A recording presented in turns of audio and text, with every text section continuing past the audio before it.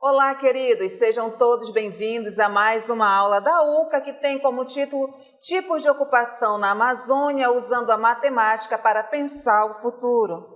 Sou professora Simone e estarei aqui com vocês por uns momentos compartilhando aí saberes, também aprendendo, não é? E não estou sozinha aqui para este momento.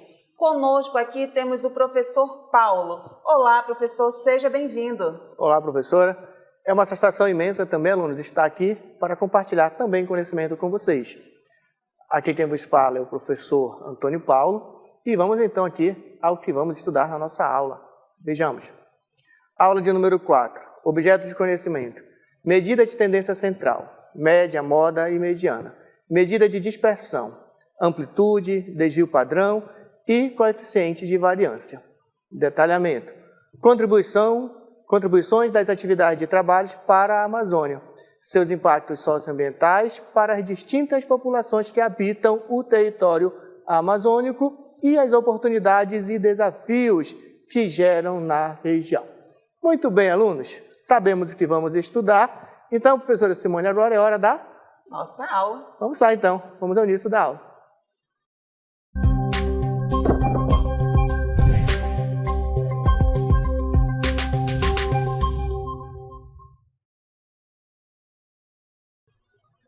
Então, queridos, estamos aqui iniciando mais uma aula da nossa UCA, né, que o título já é conhecido de todos nós.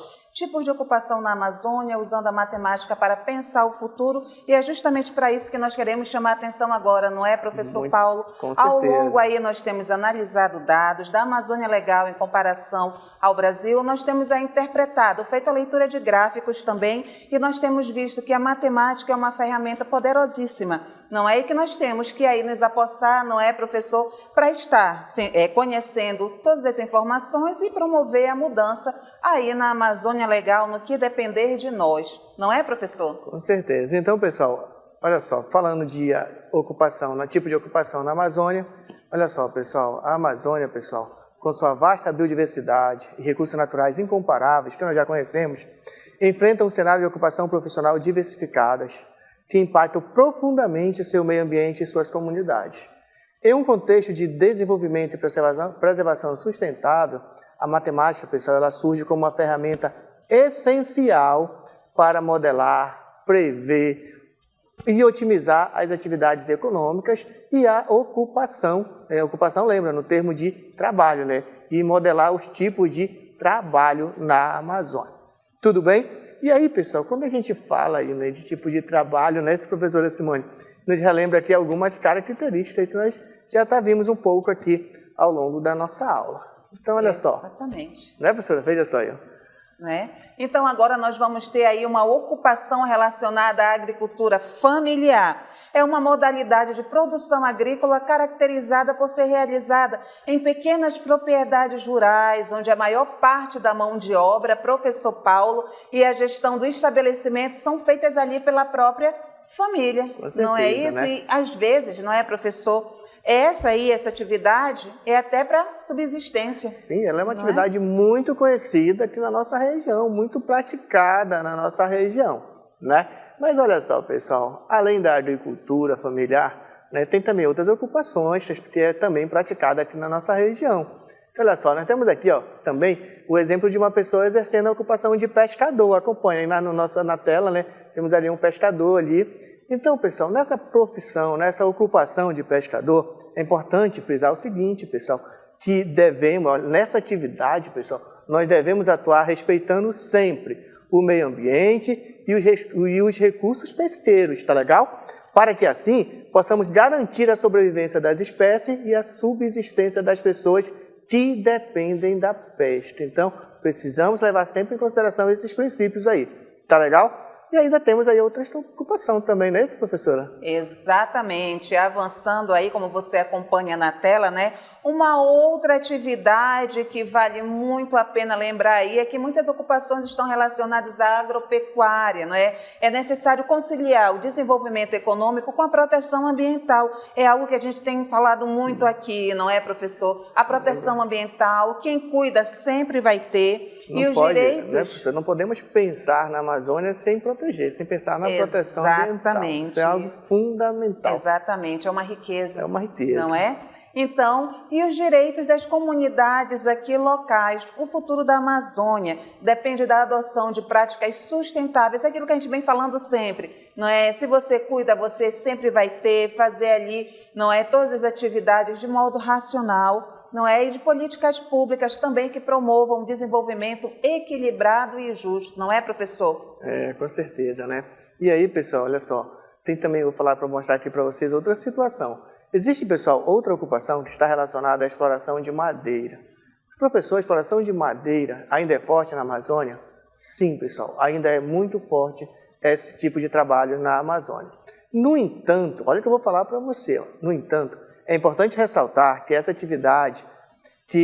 é uma atividade que, quando realizada de forma inadequada, pessoal, pode causar danos irreversíveis ao meio ambiente.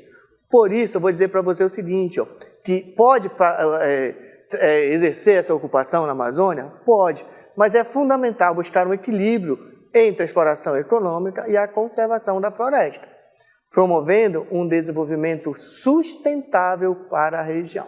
Olha, marca bem essa palavra que a gente vai abordar muito ao longo da nossa UCA, a palavra sustentável, sustentabilidade, tá bom? Exatamente, né, professor? E antes aí de você marcar, de você anotar essa palavra, que ela seja prática, sim, não é? Das pessoas que desenvolvem essas ocupações, que esse pensamento ali sustentável, né? Sustentabilidade seja uma prática, seja um hábito, porque é aquilo que a gente vem falando sempre, quando você cuida, quando você tem todo esse carinho, não é? Em não agredir, não é, professor? Em não eliminar, com certeza você terá. Mas avançando então na nossa aula, vamos aí ainda de olho na tela, não perca nenhum detalhe, então vamos lá. Qual a relação da estatística aí com a Amazônia Legal, não é, professor? Lembrando que a estatística aí, não é ligado à matemática e com certeza ela tem aqui uma relação com a Amazônia Legal. Vamos lá, então? O primeiro exemplo que nós temos aqui é a agricultura sustentável. E aí, professor Paulo? Bom, pessoal, na agricultura, olha só, na agricultura amazônica, a estatística é usada para otimizar o cultivo de culturas como mandioca e milho. Tá? Então, pessoal, usa-se a matemática, usa-se a estatística para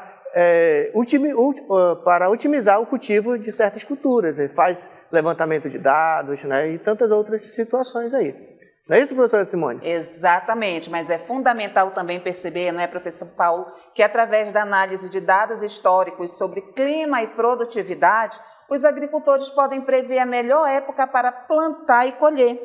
Técnicas estatísticas como a regressão ajudam a entender como variáveis ali como a temperatura e a umidade, professor, afetam o crescimento das plantas. Não é só chegar lá e plantar. Não, tem que pensar. Tem todo um detalhe, exatamente. A matemática para pensar o futuro, não é? Né? E nós acabamos de ver aqui que matemática e estatística estão ali extremamente interligados, não é? E como nós dissemos, não é só chegar e plantar e deixar lá, ao Deus dará, como diz aí, não é a fala popular, não. Você tem que ter toda uma estratégia, você tem que ter todo um cuidado ali, todo o manejo, para que você tenha ali o seu objetivo alcançado. Então, pessoal, para ter excelente produção, né, pense aí, ó, utilize a matemática, tá bom? Utilize a estatística, pois ela vai nos ajudar aí a potencializar a produção. Olha só que coisa legal. Mas, pessoal, continuando aqui, pessoal, olha só. Pesca sustentável. Olha outro contexto onde a estatística se faz presente. Ó. A pesca na Amazônia também se beneficia da estatística, pessoal. Os pesquisadores usam modelos estatísticos para monitorar a população de peixe e prever o impacto da pesca. Olha só. Então, professora Simone, olha só aí. E agora, né, fazendo ali uma aplicação rápida ali da matemática na pesca sustentável, é interessante ali que quem trabalha nessa área tenha conhecimento ali, não é, do quilo, não é, tenha conhecimento de volume, porque está tudo relacionado. Se você pesca, você tem a intenção de vender peixe, se não for de sua não é? Se não for ali uma pesca, não é? Né? Isso, da subsistência. Então você precisa ter a noção de quilo. Ah, mas tem a balança, tudo bem, mas você precisa interpretar ali os dados da balança. Assim como você também ali que constrói tanques, não é, professor? Tem que ter o conhecimento de volume. E a gente vê aí a aplicação da matemática e aquilo, usando a matemática como uma ferramenta para pensar aí o futuro, não só da Amazônia, não é? Mas de todo o planeta, mundo, né? De todo o planeta. Mundo, né? Então, pessoal, esses modelos, essas estratégias que nós podemos utilizar aí, né, na produção, no caso de peixe, né? Então, pessoal, esses modelos ajudam a equilibrar a atividade pesqueira, tá bom? Com a preservação dos ecossistemas aquáticos, entendeu? Muito importante a gente levar isso em consideração. Continuando aqui, então, vamos lá, então. Vamos continuar, porque temos ainda, pessoal, a conservação ambiental, outro momento onde a estatística também se faz presente. E muito forte, pessoal, dentro desse conceito aí de conservação ambiental. E olha só a chamada aí, né? Conservação.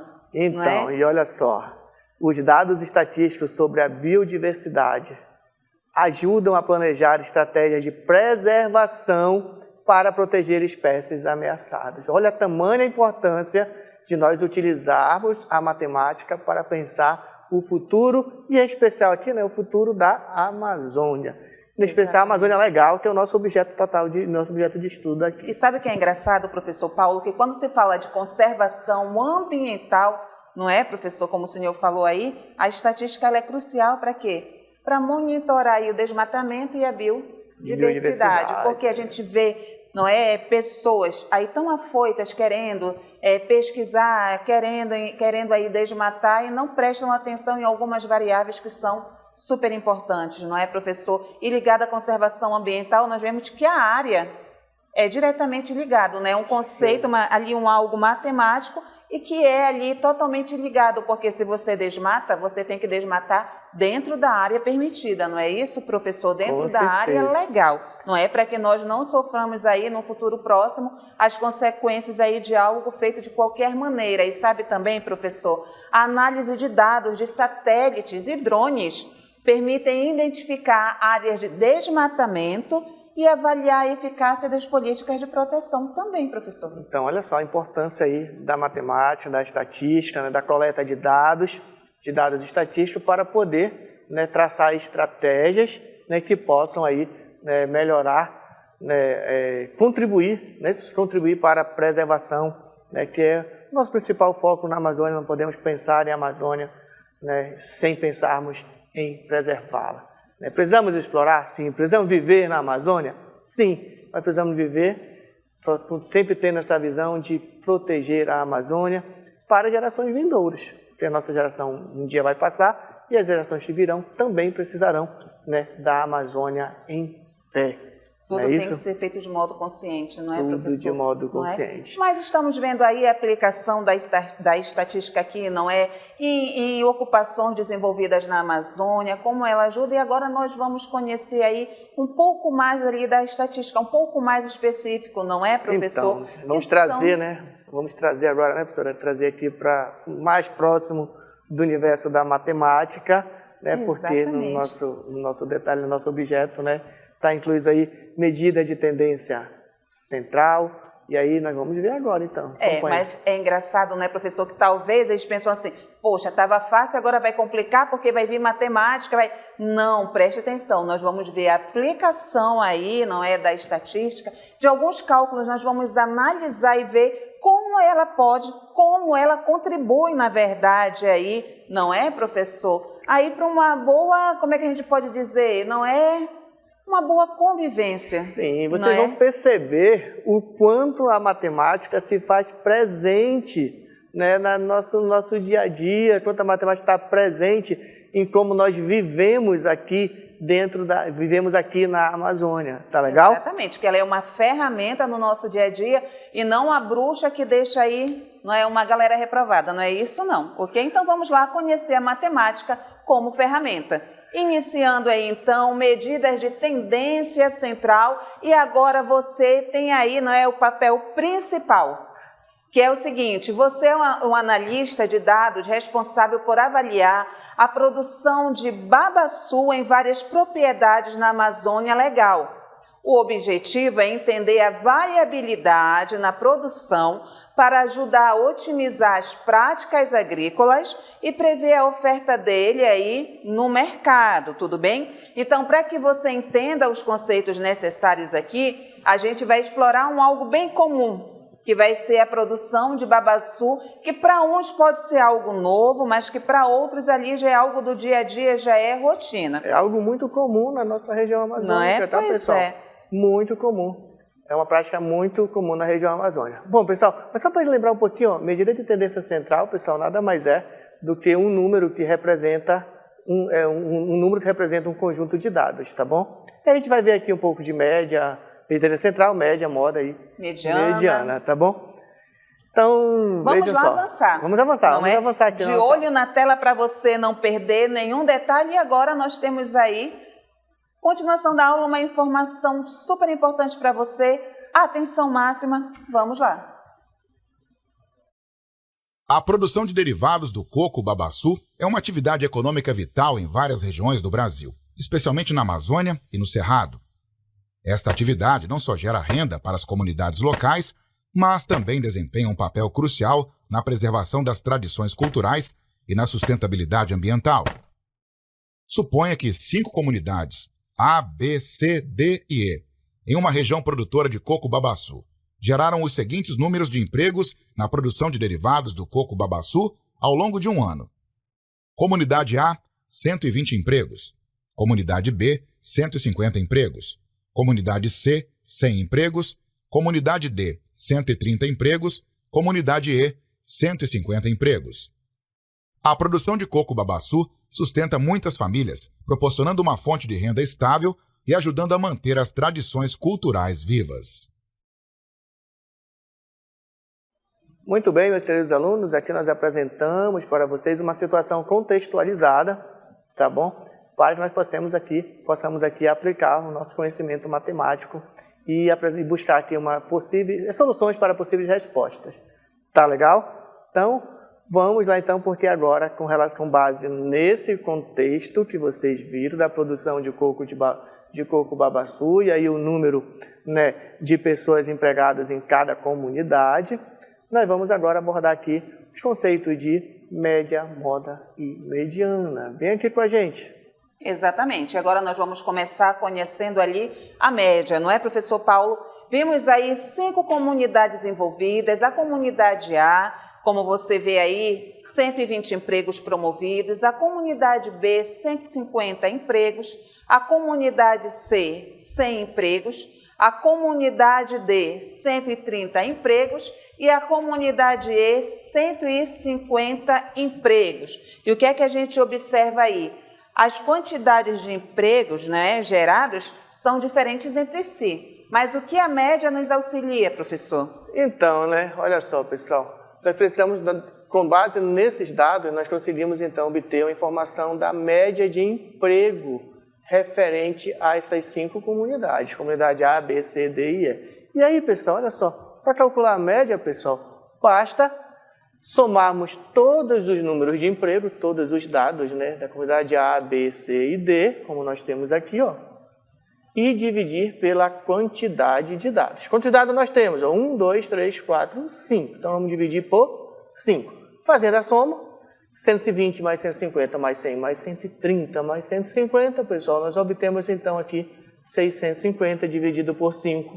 Nós temos que a média de emprego nas 5 comunidades é igual a 130 empregos. Então, professor Paulo, só recapitulando aqui, então a média, eu vou somar todos os valores e vou ali dividir pela quantidade que aparecem, não é? Positivo, exatamente. Ok, só lembrando também, alunos, que a média é a medida de tendência central mais utilizada devido à sua simplicidade. É algo que a gente faz na prática e às vezes nem percebe.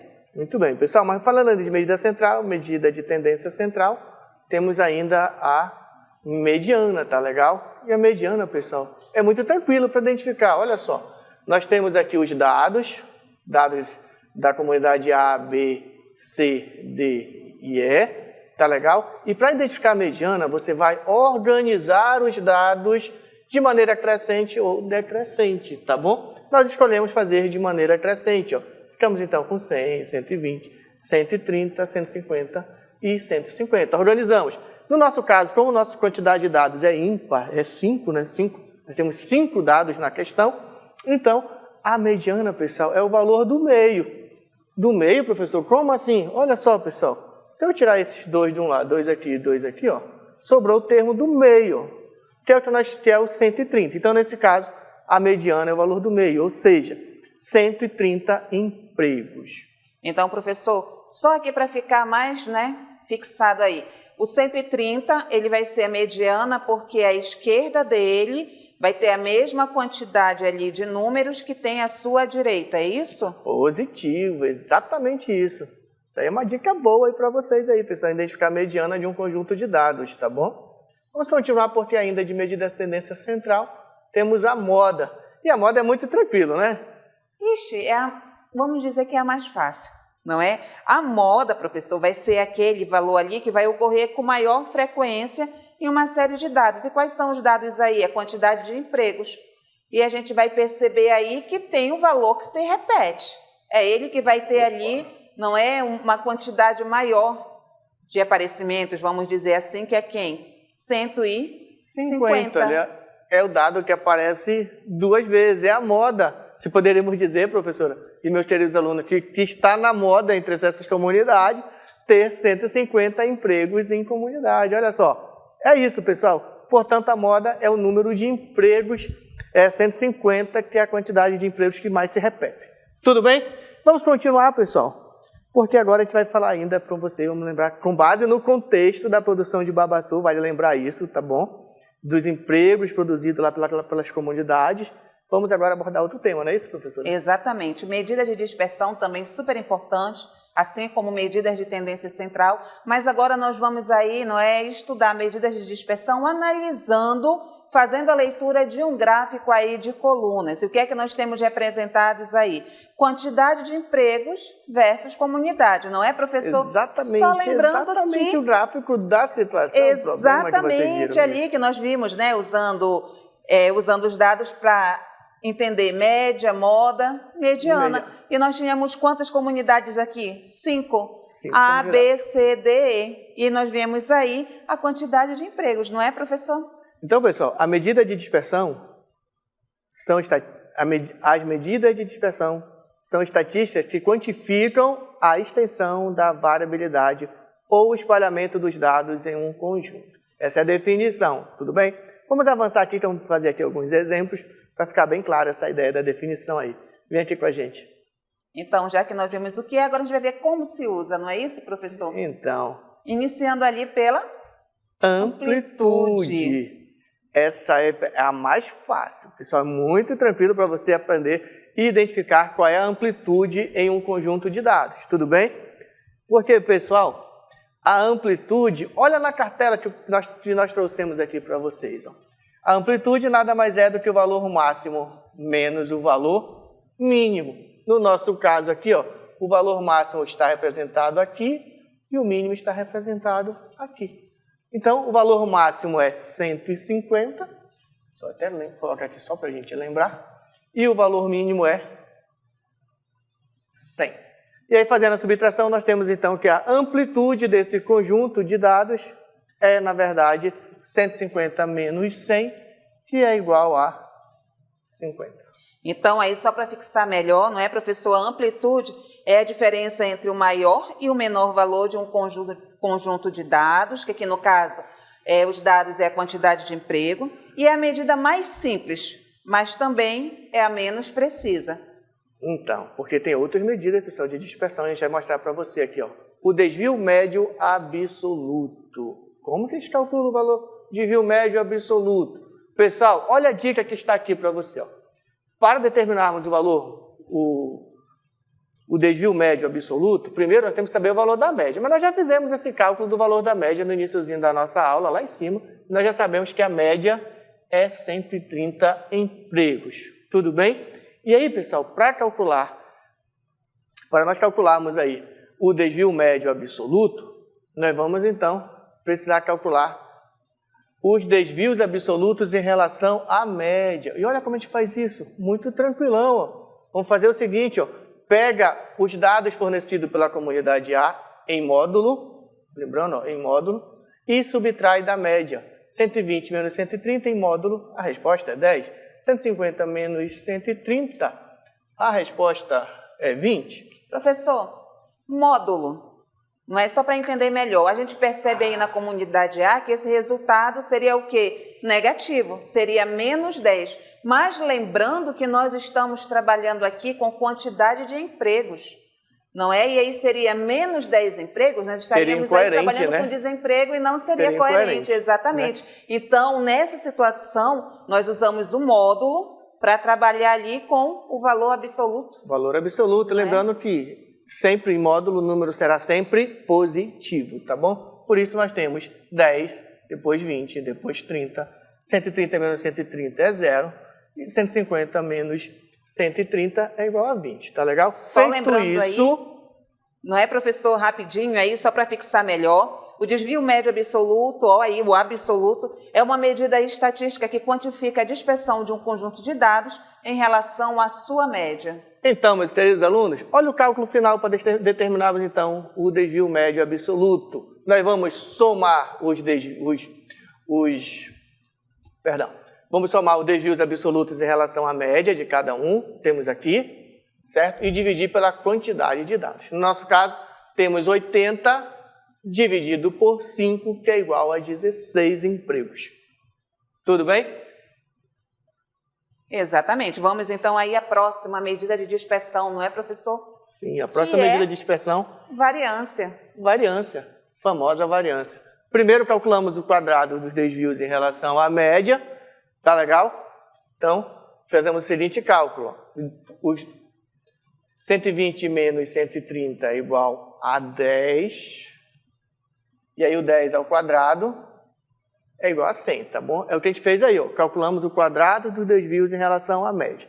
Então, a gente percebe que é o que é feito em cada comunidade, para cada comunidade, não é isso? Exatamente. Para cada comunidade nós vamos calcular, né, o quadrado dos desvios em relação à média. Depois de fazermos isso, pessoal, fazer todos esses devidos cálculos, nós ficamos então aqui, ó, que o quadrado do desvio em relação à comunidade A é igual a 100, né? A comunidade B 400, comunidade C 900, comunidade D é 0 e comunidade E 400, tá bom? Mas finalizou? Ainda não, porque tem um detalhe, para a gente calcular a variância agora, que nós já sabemos o valor do quadrado dos desvios de cada comunidade, dos valores entre cada comunidade, né? Então agora nós vamos fazer o cálculo. Vamos calcular 100 mais 400 mais 900 mais 0 mais 400 e vamos dividir pela quantidade de comunidade, tá legal? Dito isto, ficamos então com 180 dividido por 5, que é igual a 360 empregos.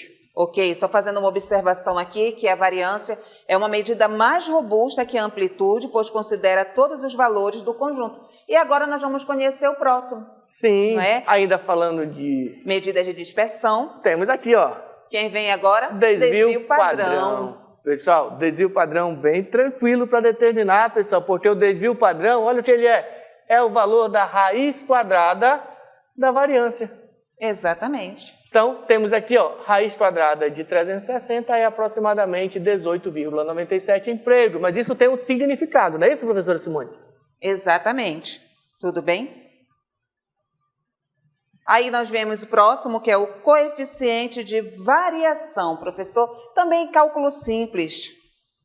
Então, o coeficiente de variação ele vai nos dar, né, em percentual, tá legal? Exatamente. É a razão ali entre o desvio padrão e a média, tudo bem? Nós acabamos de ver aí os cálculos, não é?